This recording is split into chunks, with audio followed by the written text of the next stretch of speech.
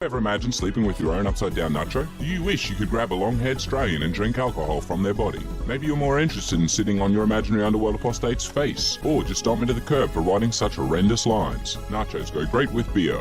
Now you can and more with these fantastic overpriced items from the great range on sale in Nacho's Underworld Market. Your nachos are always best with beer. Pick up your very own upside-down pillow, throw an apostate on your stretch pants, or slap on some yowie socks and just walk all over me. Your nachos always go best with beer.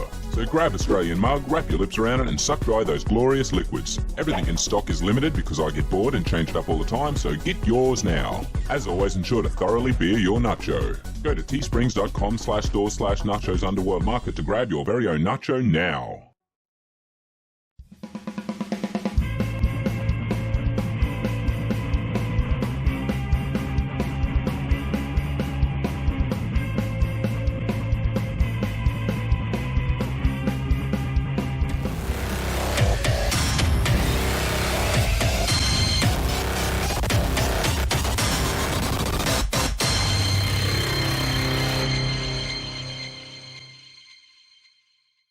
G'day everyone, Nacho here for another Atheist Flashbacks. Today's going to be a real lot of fun. We have Zenith, also known as Santa to some. He's here to go through a flashback with us. So Zenith, g'day mate, how are you doing? Not bad, young man, how are you? Not too badly myself. Do you want to tell the audience just a little bit about yourself briefly and what religion you used to be? Mate, I was a mixed one. My father was Roman Catholic. My mother was, how can I put this, Lutheran. And my grandmother, who was also with us, she was the old Lutheran. Yeah, so okay. Totally mixed. Okay, so you had a bit of upbringing with it all. Was it a bit of, was there any regular church or anything that you went to? Yeah. Well, you could say it was regular or normal or whichever way you want to put that. But it was a big difference. 1 week I'd go to like the Catholic version, and the week after I'd go to the German version of it. And I in there, and the whole thing was totally mixed up. But it was different, that's for sure. That's fair enough. And later on, when I started to go by myself, able to go by myself, I ended up in what they call the Congregational Church. Okay. Which one of these would you most identify with? Because that'll probably be the one we'll stick with instead of jumping between different beliefs. Oh, okay. So which one would you most identify with? Well, if that's the case, I'll have to go with another one. It's called Galatian and Christo, or changes to, in English, called Church of Christ. Okay, yep, I heard that. All right, well, we'll stick with them for now. So when we're going through the flashback, try and keep in mind that that's the one that you are. So I can imagine it'd be a bit confusing when you've got a few different sort of belief systems going through there. That's for sure. Yeah. So I'll just quickly explain the game to the audience. If they don't know, they should by now, but basically, it is a bit of a drinking game. So we have a lovely theist on as a guest, and they get to relive their an atheist on as a guest, and they get to relive their theist self from back in the past, no matter what they used to be. And if they break character, they have a drink. So if at any point you sort of can't hold it in, or, you answer as an atheist, have a drink and we'll keep going. Alrighty. Oh, okay. Well, that probably explains why I grabbed myself a little bit of Bailey's. Bailey's, that's what you're drinking. That's exactly my first question too. Yeah. Very nice, mate. I've got a Coca-Cola, unfortunately, because it's a little early for me at the moment. I've only just gotten home from work, so I'm not really feeling a beer. But what we'll do, you don't have to drink alcohol for it. It's more for the fun, so. But we'll jump straight into it. So from here on out, you'll have to try and maintain that Christian personality. You ready? All right. Awesome. So, Christian Zenith. The first question will be, does your religion allow you to drink alcohol? No. None at all? None at all. Oh, so completely sober, not even like some religions will be like, you can have one or two, but don't get drunk, just none. Absolutely none. They do not believe in having a drink for any reason whatsoever. Okay, fair enough. That makes sense. So what was it that led you to be in this religion or join that religion, or were you? I know the answer to this, but were you born into it? This one? No, Yeah. I wasn't born into this one, no. Okay, so how did you come to join this religion? I mainly did that because I was searching for some sort of religion that was closer to what I believed. Yep. Well, that makes sense. Okay. Yeah. Yeah, go ahead. Yeah, I was just going to move on to the next question. At any point, if you have more to say, just cut me off, because it's all about you here today. Oh, thank you. Okay, well, we'll do the next question. How regularly would you say that you attend the church? At that time, I was doing 2 to 3 days a week. 2 to 3 days a week. That's pretty good.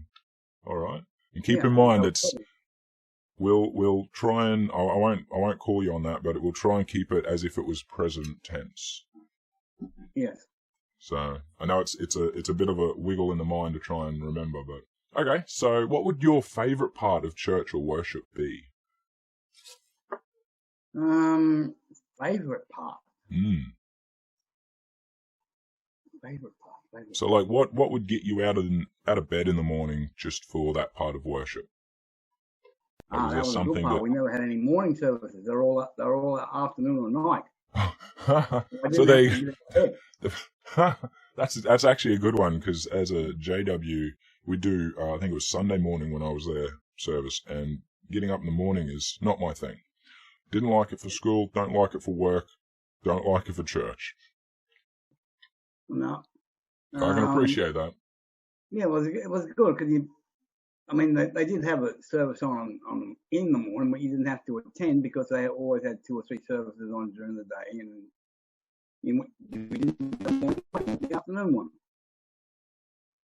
And actually, that's what I think I liked about it. That's fair enough.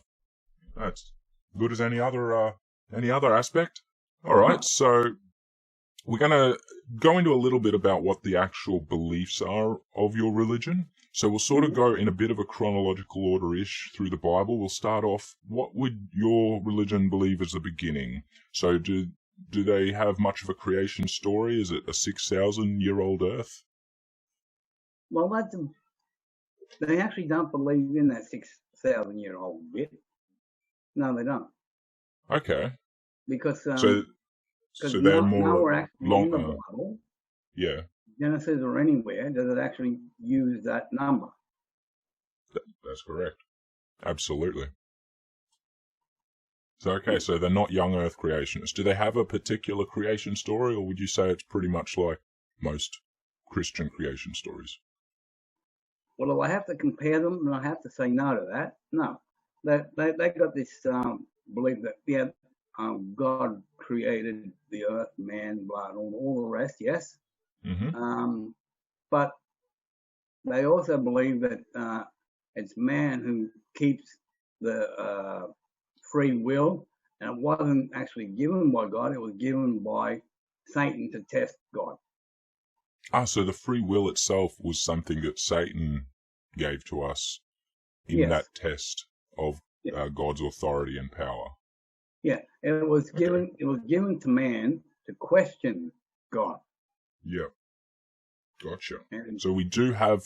This is a question later, but we do have free will, but it's not through God's plan. No. Wow, there we go. I mean, I'll be honest. That's actually one of my hook questions later, where I sort of try and got your question. You just blew past that in no time at all. Had it all over me on that one. Yeah. All right. That's actually pretty good. All right. Well, we'll move on a little bit in time, and we'll go to the global flood and Noah's Ark and all that. Do we take that as a literal story? Was there a literal global flood? Well, they believe, or did believe, they probably still do, that. You got to remember, you're part of it at the moment. This is a flashback. Because also in the Bible it doesn't say it's a global flood. It said it was taken to give to Noah to do away with unrighteous men. It never said global. Okay. So it was more. It could have been more regional to where people were, and it just devastated people. Yeah. It's a belief that we got that it was done for the unrighteous men that were around there at the time. The reason why the ark, or whichever word you want to use there, wasn't designed for every single being or every single animal that was done in pairs. It was done for the regional ones that were done in pairs. Gotcha. I mean, that would make more sense, especially given that, the types of animals. There's still a lot of animals, of course, but compared to the total number of animals on Earth, it brings it back into a little bit of a place of reason, I suppose. Yeah, well, it's simply like if it was global, the way we had we explain it. If it was global, there'd be nothing. Every single thing would be gone. Yeah. And on the ark, as you know, there was nothing but Jews basically, right? And the question would then have to turn around: where did the others come from? How did you get Chinese? How did you get this? And how did you get that? It was very localized. Okay. Yeah. No. Fair enough. All right. We'll go on to the next one. What about the Exodus from Egypt and the 10 plagues, for example, that Egypt faced? Was that a literal story? No. The way we look at it, when they were doing that Exodus, how can I explain this now? It was designed to put a fear into men to what could have happened, but none actually could prove that it did. Okay, so it's sort of like a parable to keep man on the straight and narrow. Yeah. It was designed to say, well, if you don't listen and you don't want, this could happen to you. Yeah. Yes. Which, when you think about it, is sort of what a lot of people would say that should have happened for the tree of knowledge or whatever. When, Adam was told not to eat of the fruit of the tree of knowledge of good and evil or whatever. He did, but he didn't. They weren't told what actually was going to happen. They weren't put in full detail. Hey, it's going to really suck. In which case that could have changed all of history, according to a Christian. Okay, so that's not. That's more of a parable, a story, and that makes sense. That's fair enough. What about the story of Job? Are you familiar with the story of Job? Yeah. Well, to be quite honest, I don't believe that one. I mean, okay. To be quite honest, what type of man or what type of being would keep saying, yes, God, yes, God, yes, God, I love you, God, yes, God, and take away everything and restart and go, yes, well, that's the way things are. I actually don't believe that story. Okay. So is that though an official position, from the church, or is that just your opinion? Again, the position in the church is that it's designed to show you, no matter what happens in life, you must believe. Yeah. Yeah, it's like to inspire you to keep going, sort of thing, and believe in God despite the hardships. Yeah, to keep yourself going, yeah. Yeah. Okay, so... In other words, it doesn't matter how many times you get knocked down, you get back up and start again. Yeah. And, I mean, that's a fairly good thing to keep you pushing on. Like, just keep getting back up, keep trying, sort of thing. But all right, we'll move on to the bigger ones now, the Gospels and Jesus' resurrection. Would you say that the resurrection is a literal story? If I go back into my younger days, I believe that. Yes, I did, very much so. Now, no, I again, it's a faith religion.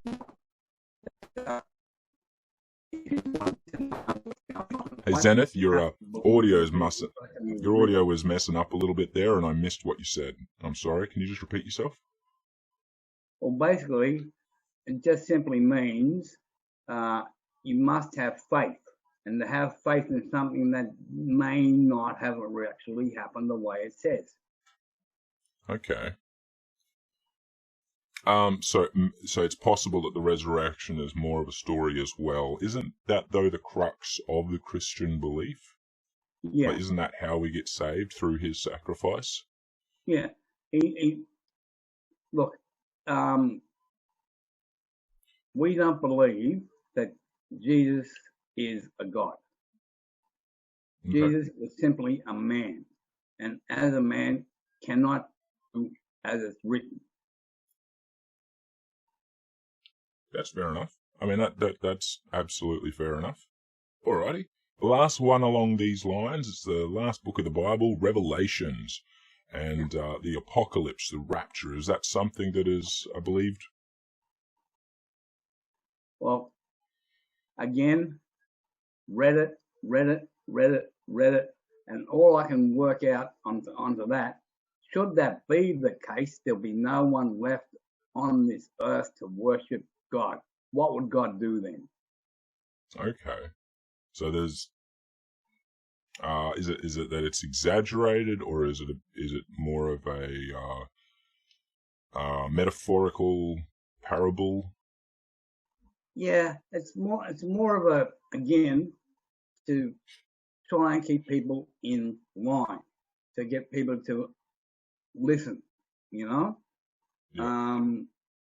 It just simply cannot happen that way. It just can't. Fair enough. Yeah. So would you honestly consider?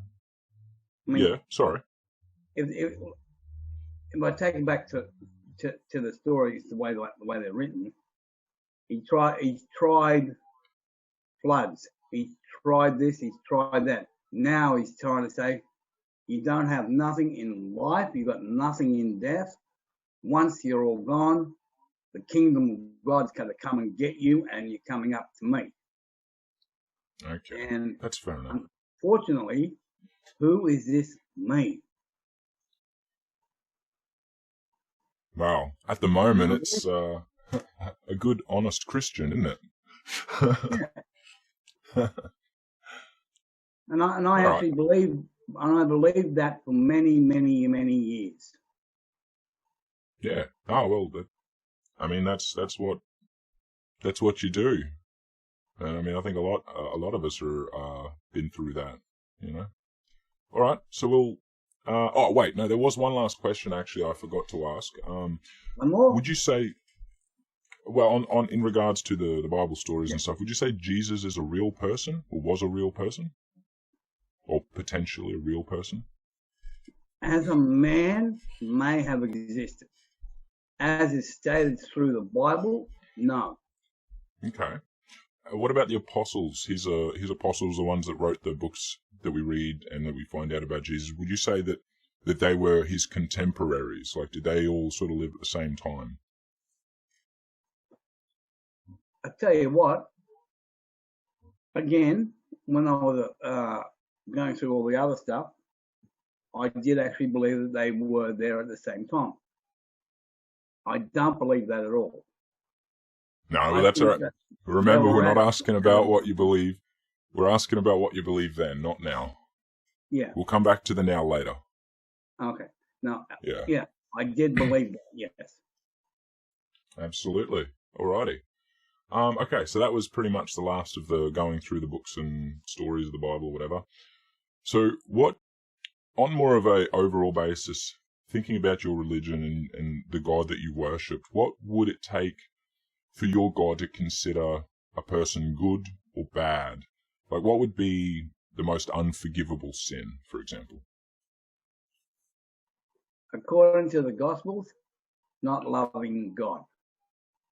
Okay. So simply, an atheist, for example, that would be the most unforgivable sin if they don't love God. Yeah.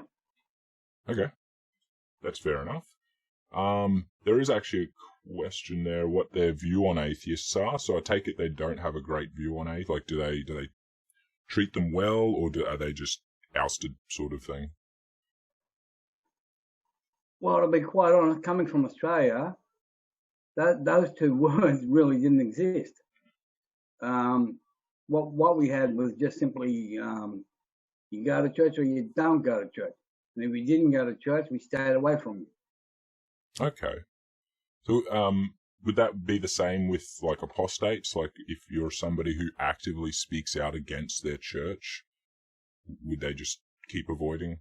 Would that be the protocol? Yeah, well, okay. I'm in my 60s. I grew up in a time and a place where the twain never met. If you had an opinion on it, you kept it to yourself. You kept it to who agreed with you. Yeah, I got you. The two never met. Yeah, it's like back in the day, the things you wouldn't talk about over the dinner table was religion and politics. Yeah. Whereas nowadays, that's pretty much what everyone talks about. Never ever did that. And we had someone here in the 70s. I'm going to mention his name because he was a weirdo. I mean, I don't know what religion he was. Reverend Fred Niles. Now, he was the one that, how can we say, he was the one that started the trouble here. He wanted to stick his nose into everybody's business and every other church's opinion that didn't match his. Yeah. And, so he's like, yeah, that didn't go down well. But yeah, and a lot of people are into that sort of thing nowadays too. It's become quite the popular sort of strategy. All right, we'll we didn't understand it though. I'm going to say I reckon that was enough to take a drink, and I'll probably take a drink too because we both kind of broke from the roll there. What? And then we'll move on. I've only got a Coca-Cola for now, unfortunately. No. Well, I haven't even had breakfast yet. I just woke up, went to work, came home. Now doing this. I haven't had that sort of stuff yet either. Yeah. Oh, I can't eat without. I mean, I can't have alcohol without eating. I barely have a Coke without eating. Anywho, we'll get back to it because right. Next. We've got a few serious ones here for you. This is one of my favourite questions. It's question 42. What is the meaning of life? Meaning of life? Yep, according to this religious belief, remember. Well, according to the religion, the meaning of life is all about serving God, unfortunately. And I actually believe that too.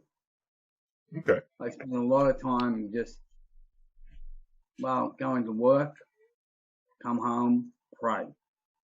Come home, pray. Go out, pray. Always giving blessings for everything. Yep. That's how it all has to go back to a Heavenly Father. Yeah. Yeah. Yeah. Fair enough. Well, actually, see, that's where things differed. We didn't pray to God. We used to always say, in the name of our Lord and Savior, Jesus Christ. God was separate. Yep. Oh, yeah. No, that's fair enough. We're actually, we're actually quite similar in the J-dubs, that they're separate entities. God is not the same as Jesus. Like, he's not on the same level, and he's second to, sort of like, he's the first angel, first begotten son. Well, I mean, only begotten son, all these good things, but he's still not quite God, No. So I can appreciate that for sure. All right, we'll touch a little bit on these Bible stories again. I probably should have put this question a bit back, but anyway, what would you reckon your favourite Bible story is, or book of the Bible, if you want? Well, actually, Actually, what I can say to that one, while I'm going through all that stuff, I kept getting what's the book called? A Book of Enoch. Enoch. And I can never understand why the book of Enoch was left out. Because that seemed to explain more of the stuff that was going on in the Bible than the Bible itself. Okay, yeah, no, I've heard of that. I can't pick it off the top of my head at the moment, but I do know the Book of Enoch. So you know how what you were talking about before we got that Jesus was who died and risen and all that, right? Yep. Enoch, he was actually taken up to heaven alive. And if he was taken up to heaven alive, where would that fit into the Bible? Okay, that's an interesting thought for sure. So the Book of Enoch is an excluded book from your Bible. It's excluded. Yes. Yeah. For some reason, when the people, these Nazi or whatever they call it, putting the canon together, they for some reason thought, well, we can't put that in there because people would read that and question the Bible, so that was left out. Yeah. That was mine. Yeah, It was left out because that would not just raise questions, it would give answers. And people, unfortunately, don't want answers. They just want to follow blindly. And that's sadly true, yeah. Yeah. And unfortunately, I was like that for many, many years. Remember, still are for this. Still are. Yeah, still are. Yeah. It is a mind trick, hey? Like it turns the cogs a bit to have to go, oh wait, no, I'm meant to be pretending I still am. I'll take a drink. Yeah. Well, when you think about it, at times, I still do it. I'll go to sleep and I'll wake up and go, oh boy, who just spoke to me? No, fair enough. That's annoying. Yeah. Yeah. Right. I've kind of lost my place. Where am I? Oh, there I am. Oh, so, you have to be there somewhere. What would it take to be seen as good in your God's eyes, or to get to heaven, if that's the ultimate goal? What would that take? What sort of person would you have to be? Well, unfortunately, according to the Bible itself, you, man, a sinner. He does no good. He does nothing. He always sins. And unfortunately, you have to be judged by God before you go anywhere. So you won't know what sort of person you were while you're alive until Judgment Day. Okay. So it would, how do you, so is it just like you keep striving to be a better person in hopes that you're judged, positively? Yeah, well, that's a major problem, because in the Bible it says, no man shall ever have any thoughts of what God is, does, or thinks. And because of that, you can't prejudge or pre-say what God might be thinking of what you're doing. And because you don't know what you're actually doing is right, you just continue to do it. And yes, in your word, you strive to be better, but you don't know whether that was actually better or worse. Improvement or not. That's a good point. It's an interesting way of thinking about it, actually. I do like that. All right. Well, are there any things that you'd want to do, but you're not allowed to, by your religion? So, like, for example, as a JW, you couldn't do Christmas stuff. Like, was there something that in that religion you wanted really badly to do, but you couldn't? Yeah, well, I mean, the same thing, they talk about Christmas and all that sort of stuff, but those words are not in the Bible. It says, give praise to the Lord. It doesn't say how. I know it says, the Lord's Prayer and things like that, but it doesn't actually tell you how. And it doesn't say to you, you can't have a Christmas. That's what's not in there. And as you might know, you can't add or subtract words from the Bible. And as such, it cannot be judged on it, because how do you know you've done something wrong? Okay.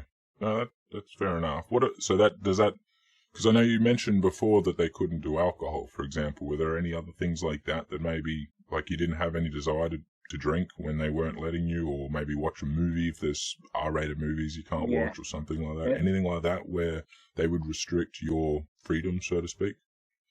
Yeah, look, no smoking, no swearing, no porn, no this, no that, and all that sort of stuff, right? All the fun things. Yeah, well, they take away everything that's supposedly human, I would say, is a good way of putting it, right? Everything that's human and everything that's in your nature, and then you're supposed to be doing what God's nature is. And unfortunately, like I said, I was a believer and thinking, okay, well, in God's nature, you don't do any other things, so I can't either. Fair enough. That makes sense.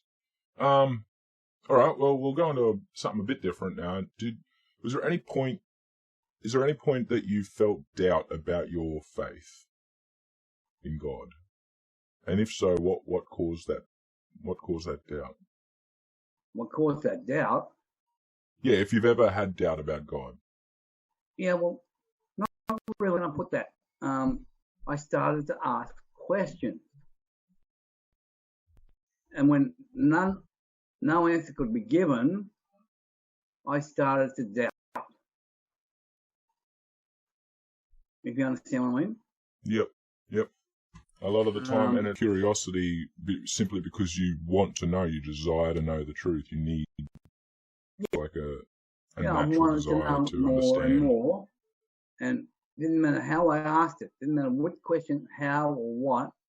They used to say, God's word is not to be questioned. Yeah. Well, if you don't ask questions, how are you supposed to know? That's exactly right. All right. So have you ever converted somebody into your religion? Yeah, I did. Quite a few in my younger days. Yeah. Was that a good experience at the time? Long-winded, but yes, I got them in the end, and I was proud of myself. And that was the problem. And I got pulled over the coals one time. Like, you're proud of yourself, but you actually did nothing except what God got you to do. And that's so God deserves the praise. Yeah. Well, God didn't get me to do that. I done it on my own volition, That's fair enough. I go, no, without God's love and without God's help and without God's that would not have happened. No, I don't think so. But either way, that's what I mean by asking questions. When you ask questions and you get strange answers that don't add up to yourself, you're going to have doubts. Yeah, no, that's true. So if you were going to convert, say, well, I know you said you would stay away from atheists, so I appreciate you're here talking with me, put on the test. But what would you do to try and convert an atheist? Like, is there any sort of strategies you'd normally use or anything like that? No, not really. In fact, the only thing I would do, okay, you don't believe, you don't think this, you don't think that. I'll be asking, first off, when was the last time you attended any church service? Yeah, let's just say 6 months or something. You say, fine. Did you pay any attention? Probably not. Right. Well, see, that's what I mean. Most atheists are supposed to be open-minded, correct? Absolutely. So therefore, if you went into a church and you weren't open-minded and you didn't listen, you took nothing in. So if you took nothing in, what can I do after that? Yeah. Well, I'd say you just won't get anything out of it. No, yeah. That sounds like a semi-solid strategy. I mean, say semi. Yeah. but I always believe, right? Like I said, I always believe that things should be questioned. Therefore, if let's say I brought you to a service, okay? No matter what was preached that day, and if you had questions over that, you should be allowed to ask, correct? Yeah. Oh, absolutely. And if you ask and you can't get a satisfactory answer, I don't think you're safe. And I can't blame that person for not wanting to stay. Yeah. No, well, they'll just continue on their own journey trying to find their answer. That's correct. Yeah. The journey to finding the truth, if that's what you're looking for, is within yourself. It doesn't come from any book. Good answer. Fair call. Okay. What would you say if I was to ask your opinion on accepted science? So let's say like evolution. What would your opinion on that be? Evolution. You got to remember, I grew up at a time when there was no internet. Everything was written in books or in encyclopedias and stuff like that, right? Yep. Now, the funny part about that was you pick up one book and it says one thing on evolution. You pick up another one and it says another one. In other words, you had different opinions. Yeah. These days, they're easy to play off each other too. Yeah. And these days, as far as evolution goes, the opinions are coming more and more together. Therefore, at the moment, it's still a theory because, unfortunately, nobody knows. It could have happened this way or it could have happened that way. But until it goes from a theory to a fact, a complete fact, yes, there are some things I can go, yep, that happens, yep, that could well happen that way. That's right, Until there's a total goes from theory to proven fact on anything, I'll be stuck in the middle of it. That's actually a lot. That sounds a lot like what I was like as well, because I didn't have a great access to internet until I'd already sort of moved away from being a Jehovah's Witness. And so a lot of it back then was also literature based, and so it was really easy to like go, yeah, I can grant you this, that, and the other, but it's still not a fact. But there's still no consensus and all this sort of garbage. So I can really appreciate that. That's all right. Well. Oh no, you're good. Now, I'll give you an example of that, right? Yeah. I said to you, this is Irish whiskey, didn't I? Bailey's, wasn't it? Bailey's, the same thing. It's Irish, right? Now, I don't know if you can see, but it is, right? Yeah. But I'm only telling you, you got two choices. You either believe that is, or you don't believe. Yeah. You can see the cup. You can see me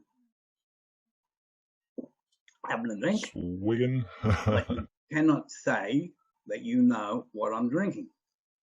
That's true. Absolutely true. It's like the old song, isn't it? 2 out of 3. Good song too. Yeah, it is. 2 out of 3 ain't bad. Ain't bad. I think we touched on this already, but I just want to ask to get it out of the way. Would you say, according to your religion and all that, is your God omniscient, so knows all the future, past, everything like that?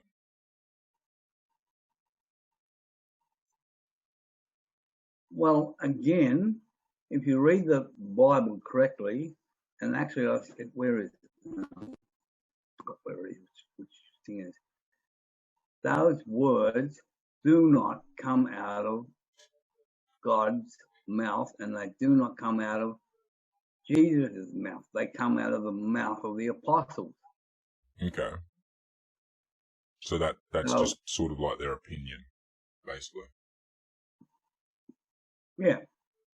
If you go back a bit further, I know it sounds wrong, but anyway, if you go back further, you go to the Jewish people.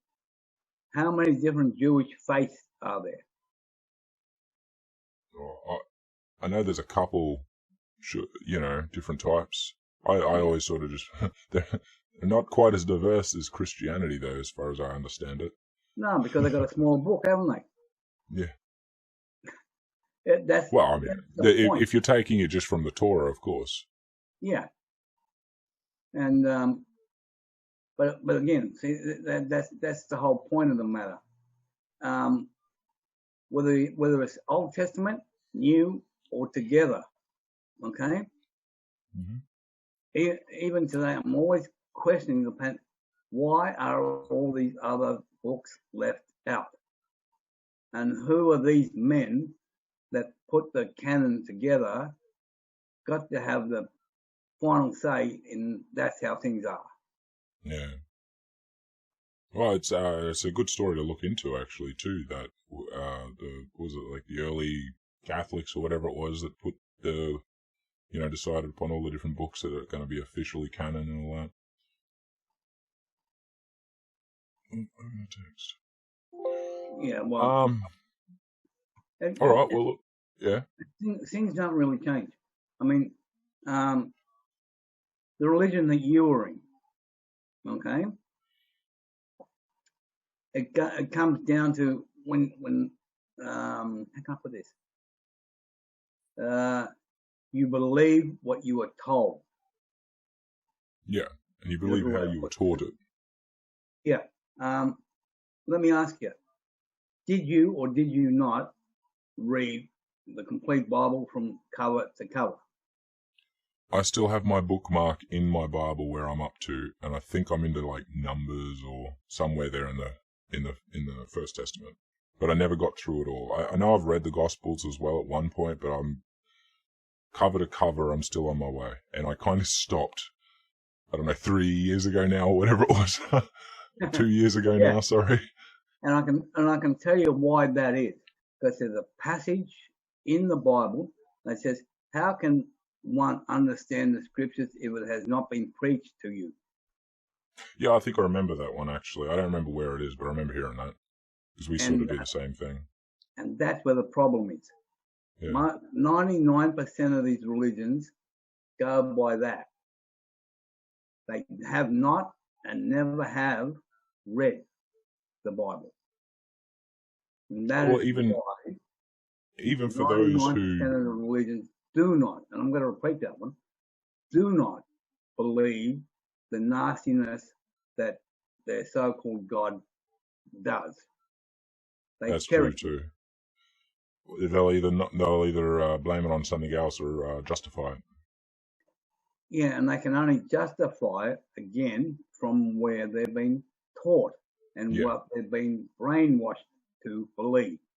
Yeah, absolutely. For me, I've read so many. I started out in whatever they used to call the good news, and then went on to this and then went on to that.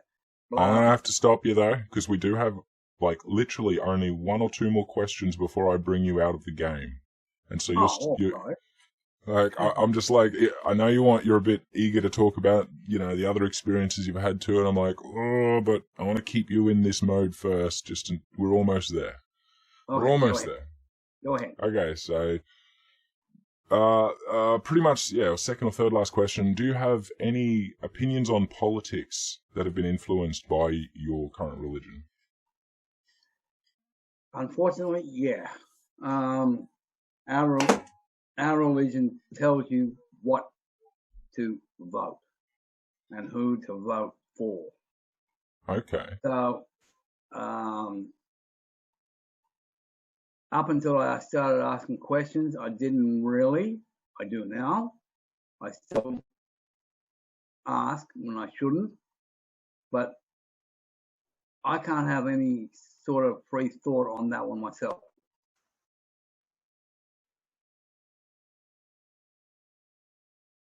Oops, I forgot I was still, I muted myself for a second there. So you're basically, the church has an official delegate or somebody to vote for, and they instruct the congregation. Is that what happens? Yes. Or fair enough. That's actually that's quite interesting, because I know some places are like that, but it seems not as frequent anyway, as opposed to places that are just like vote your own conscience or whatever sort of thing. That's interesting. Because they're of the belief, yes, you have to listen to the law of the land, because that's how it's written. Mm-hmm. But it does not say anywhere in the Bible not to instruct the congregation or the people how to get that in. That's fair enough, yeah, and how to like legally go about the changes of legislation in your favour. That makes sense. Okay, so do they have any thoughts, or do you have any thoughts on the LGBTQ community and, for example, like marriage, equal rights in like gay marriage and that? I know technically this probably hasn't happened yet according to when we are, but let's gloss over that detail. Like, what would their opinions be on the gay marriage change? In this church, they actually don't have an opinion on it. None at all. None at all. So how would they respond if two clearly married men, together of course, want to attend the church and regularly? Would that be okay and acceptable?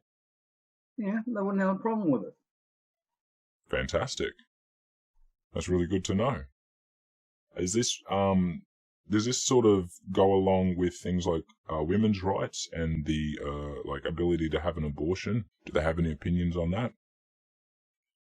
The only opinion they got on that is, if it has to be done, have it done. Really? Yes. That's actually quite progressive of them, surprisingly. Okay. And this is less relevant for us because we're both in Australia, but I do have this question for anyone I ask. Do they have any opinion on or official opinion on the death penalty?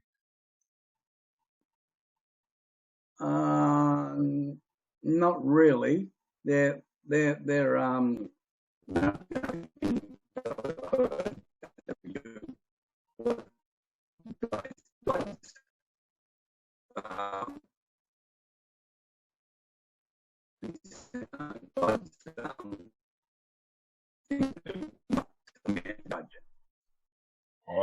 I might have to get you to repeat that because I've got a whole lot of funk. I'm not sure if that went through in the recording or if it was just my headphones, but I actually didn't hear what you said, sorry. Basically, it's not for man to judge whether a man should be alive or dead. That's a judgment for God. Okay. No, that's also a pretty good stance when you think about it, considering where some Christianities have gone, or I suppose even just a lot of Christians in different countries around the world who are more pro the death penalty, they can sort of find a religious way to justify that sometimes. So that's good to see that's a more progressive stance. Yeah. Okie dokie. I got some good news for you, buddy. You can drop the act. You can drop the act now. The game is over. You've won. Well, everyone wins because you get to the end. So you can be yourself again now without, trying to pretend to be a Christian anymore. I do have a few more questions for you though, but as now kind of thing. Right. Did you want to tell us a little bit about your previous religious experiences? Like I know you were about to touch on that before, or I think you were. But did you want to mention any of that? From the very beginning or to now? Pardon? From the very beginning or to now? Whichever one. Like, because I know we only touched on one of the actual religions you were a part of. So if you wanted to just like mention how you had gone through a progression of looking for a religion. Okay. Look, I grew up. My head won't work anyway. Look, I'll start at Easter. My dad was very Easter. He'd only eat fish, and he was a very stubborn man during the whole Easter period. My mother, at the same period, as eating fish. Mom fed me pork chops. Hang 10 there, Zenith. I'm getting that funkiness again. Just every now and then, I'm not sure if it is your output or my input. It could be either at the moment, but and I'm also not sure if the recording is picking you up proper or not. So just a little bit about I got up to about on Easter, and you started talking about your dad, I think, and then I lost you. Okay, look, he was religious once a year. Easter. He'd eat fish, and with a total, I can't even explain what he was at Easter. He'd eat fish, and then he'd drink wine. That sort of stuff. Can you hear me? Yeah, man, I got you.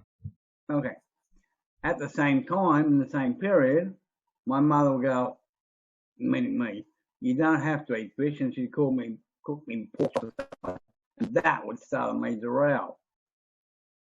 My father would go, you don't eat pork, you don't eat this, you don't eat that. And the rest of the year, he would.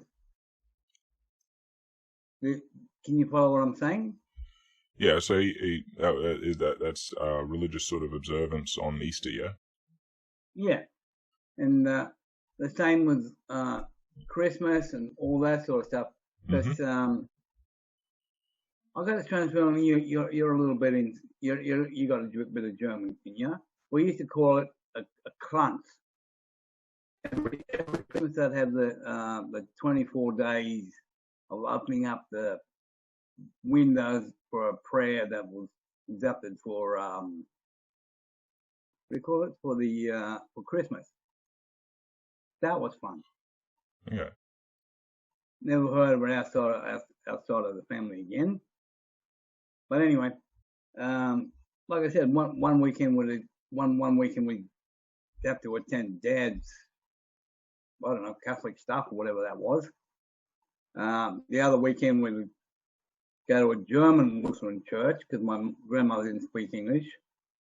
And then the next week we'd go to an English-speaking Lutheran church.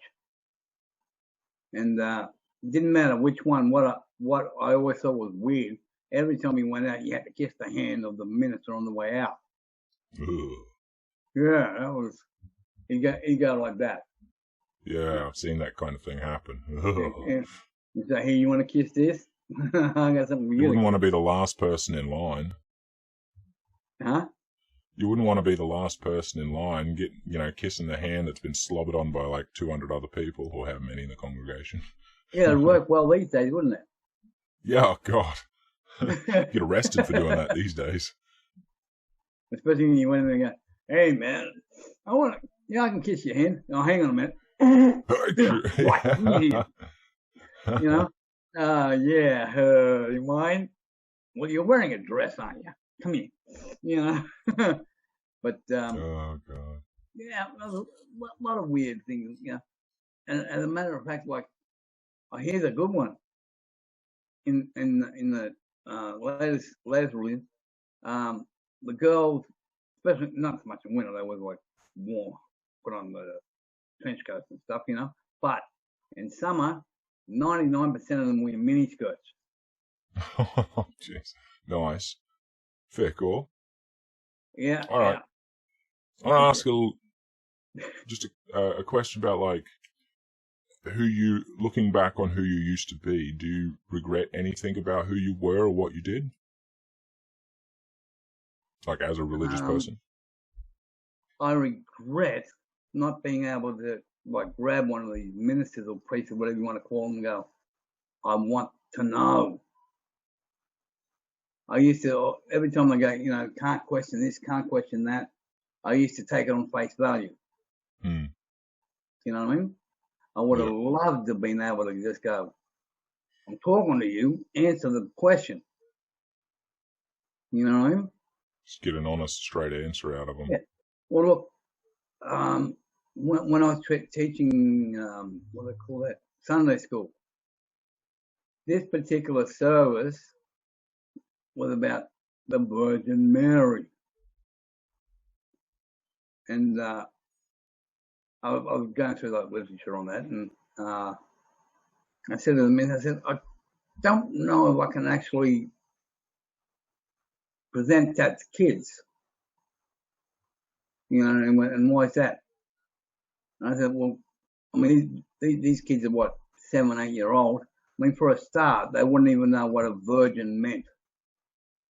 Yeah, I actually, I'll be honest, when I first heard the story, that was just, I don't know what that fucking word meant. It was just maybe her name. Is she a virgin? Yes, on another one. But that's neither here or there. The point is, if you bring that scenario into today, can you imagine being married to this woman and she's come into you during the night and gone, hey, how are you? Look, you know how we were thinking about having kids? We're thinking about having kids. Well, don't worry about it. I've been impregnated. But don't worry, it was through the Holy Spirit.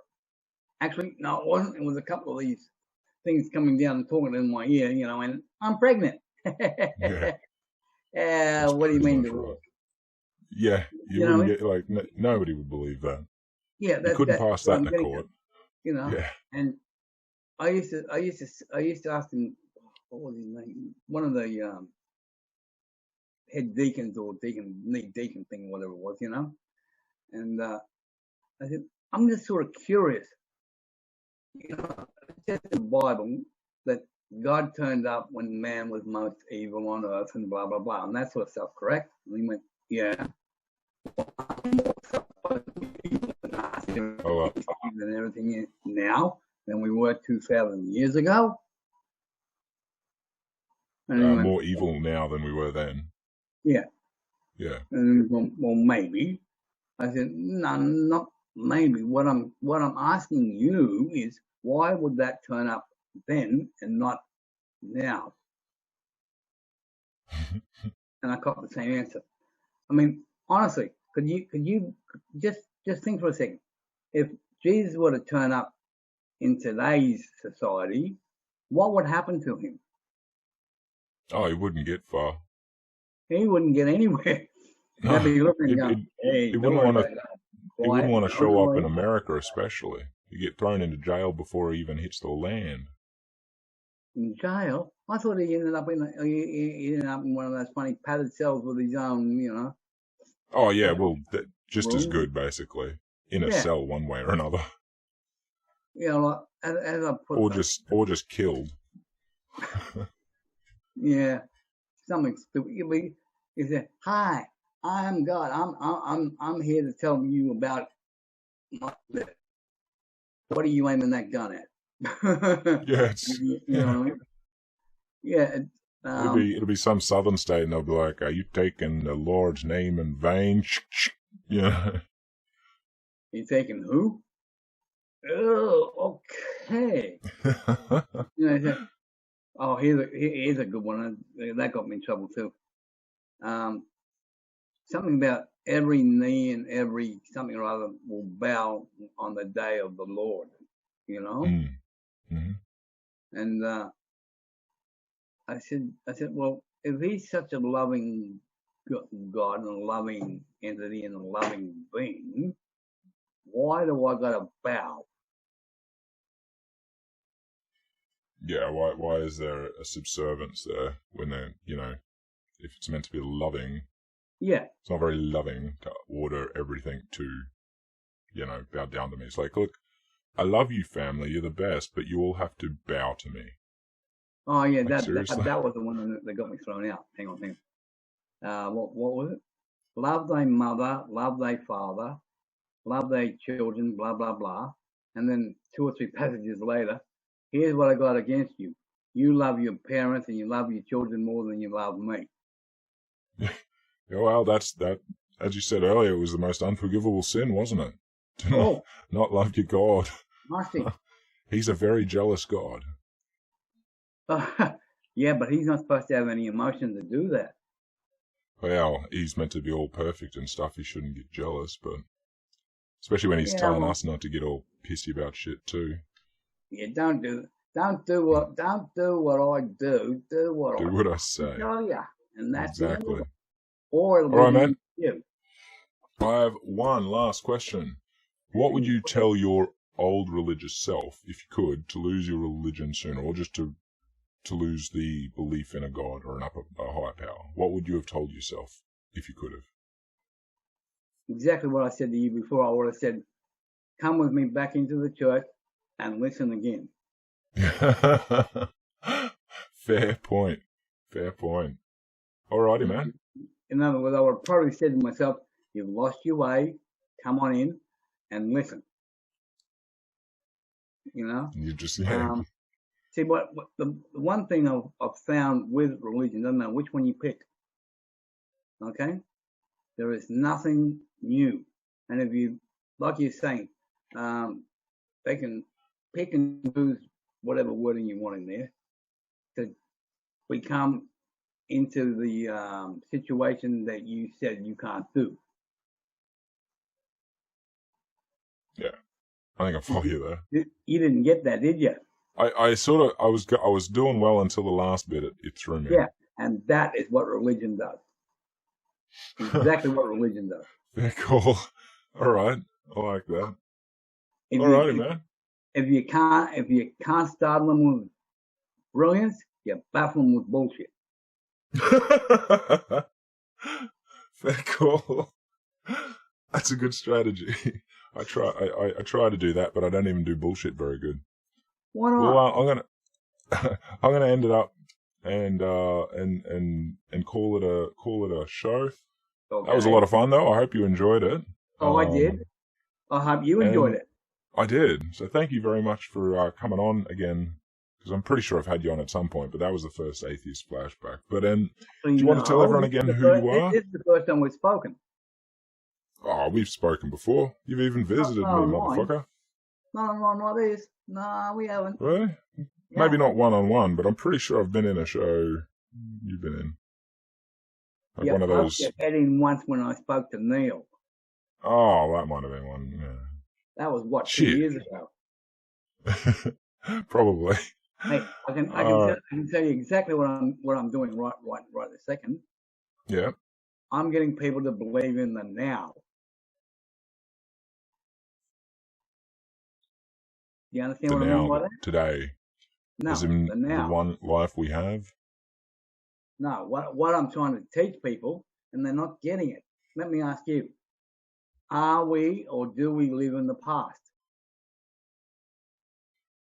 We don't live in the past, no. Correct. Is the future here yet?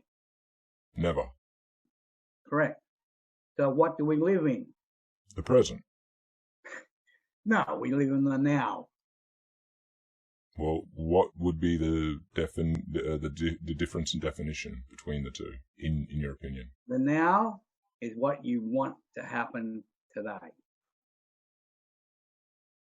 Okay, so not the present as in literally the moment that is already gone. Not exactly in the moment. But the now in... Yeah. Like you got up and you had to go to work. When did you have to go to work?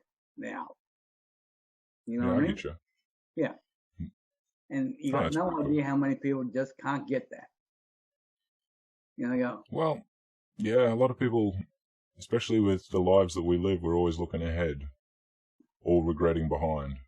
Yeah. So that's true. It's a good thing for us to keep remembering that we're here now, not then. Yeah. Or, and those thoughts, and those particular thoughts are in the now. You're enjoying this concept, aren't you? Oh, look, I'm going to bring this to the people, man. I am cool. really going to bring it. I'm going to preach this to the people. All right, man. Well, tell them where they'll find you preaching it. Well, you already know my Twitter. I know, but this is for the audience, my dude. Just tell everybody again, where do we find you? Well, I've got a Hotmail address. It's just white color, white, Roo, R-O-O, @hotmail.com. All right. Well, give them, I know it sounds weird because you're doing it again, but give us the Twitter, give us the YouTubes. I don't know what Twitter is. Well, you're on Twitter. What is your Twitter address? Yeah, but I've got everything. 1 second. Oh, you got a weird number, I know. That's right. All right. Twitter. You'll find Zenith on Twitter at Zenith, or I should say Z, I'm Australian, ENITH. And then a bunch of numbers. Get ready for this. Write it down if you have to. 4447. Hold up. One at a time. Triple I'll do it. four. Oh, you. Okay. Huh? Yeah, no, you're right. You're all right. Go hard. 444-72280.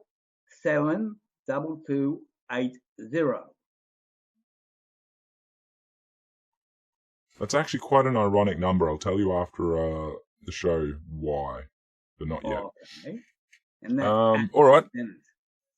At Zenith, yeah, with those numbers. And then on YouTube, what is your YouTube channel? YouTube. You on YouTube at all? Do you make YouTube videos or? What I got it under. Oh. There's one under Santa. All right. That's going to be hard to find you just looking up Santa, because I'm pretty sure YouTube will give a lot of other things. About some jolly Santa guy that lives on the North Pole. It's pretty popular. Look up Santa rides again. There we go. Santa. I'll see if I can. I'll put a link. I'll try and find you, and I'll put a link down in the description. So if you want to find him on YouTube, check the description. He should be linked there. Give that a click. Make sure you go and subscribe to Zenith. But thank you again, man, for joining me. But I'm going to call it a night. You want to say goodbye to the audience? Say goodbye? Yeah, we can't help it if the rest of the world's behind us. No, that's it. All right. See you later, everyone. Oh, God, what have I made? Nobody will want this stuff. Oh, wow. NotJah, is this your Teespring store?